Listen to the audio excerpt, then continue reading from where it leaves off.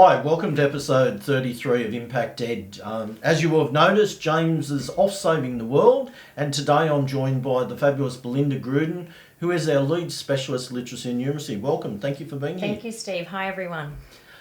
We've got a really exciting three-part series around meeting your school targets for the top two bands and explicitly providing direct targeted instruction to support our students. We've come about with this process, Belinda, after extensive discussions identifying what are the challenges, and we broke that down into three areas. The first was effectively turning your targets into number of students, and we know that that's been quite a challenge for some schools. The second part is identifying the skills necessary for literacy and numeracy to achieve those top two bands, and then some explicit resources that are going to really support teachers. And the quality of the work that you've developed, Belinda, is outstanding, and I'm sure the principals will be really excited when they see it. Thank you. Hopefully they can use it as a useful tool in their school to help meet those top two band targets. Okay, so what we're going to do, we're going to pull up the top two band calculator, and we'll put that on the screen, and then we will talk over the top of it. Okay, so Belinda, we've got up on the screen our Excel tool, and you'll see down the bottom, the very first tab, it talks about the instructions. Then we've got primary reading, primary numeracy, secondary reading, and secondary numeracy. Basically, the functionality for all of them is exactly the same, but what we'll do is we'll take it through like we were working in a school. So our very first field is the lower bound, and we might choose a lower bound of 50. Now, we know school targets are in percentages, but as per the instruction, we just enter it in as whole number. The upper bound, we might say this school extended and said 60%, so 60.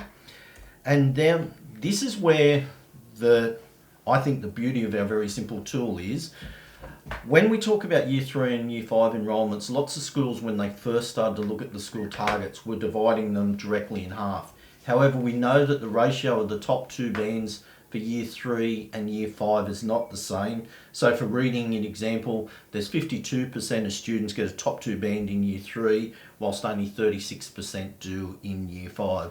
So we've taken that into allowance, and it will split it. For the sake of this exercise, let's say we've got 50 students in year 3 and 50 students in year 5. Fantastic. So you'll see on the right hand side, that gives us a range. So for year 3, 14.7, so we call 15 students through to 18. And for year 5, it is 10 students up to 12. So that gives a very real range for schools to work at. And the number is the simplest part. Definitely. Once we get to that point, the process has to be around identifying the students who have the potential, even if they're not quite working there.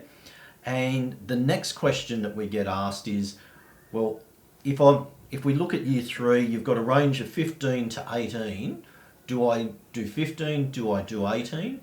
My best advice would be, if you're trying to get 18, then you probably want to go to a slightly higher number, knowing that not everybody might quite get there, that you'll have some that'll just miss out.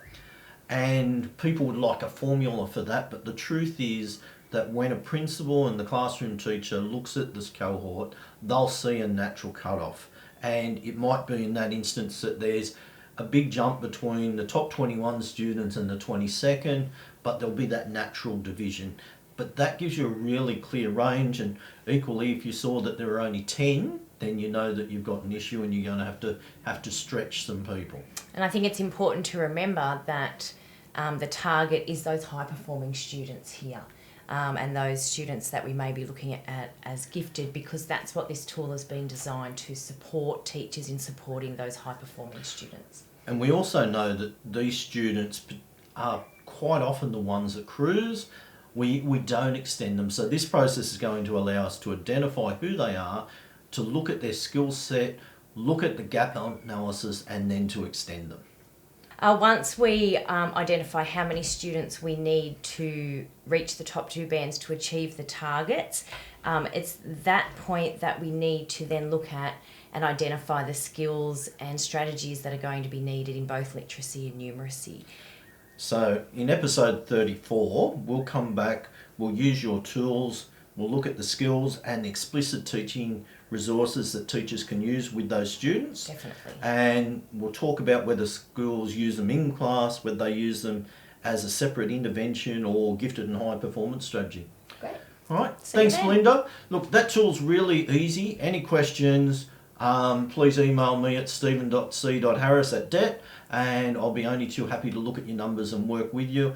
Likewise, if you've got a huge disparity between the 2 year groups, in the tool I haven't allowed for that, but we can certainly add that in. And remember that number is a guide. It's a good starting point for you to work from, but there's nothing like teachers' professional knowledge.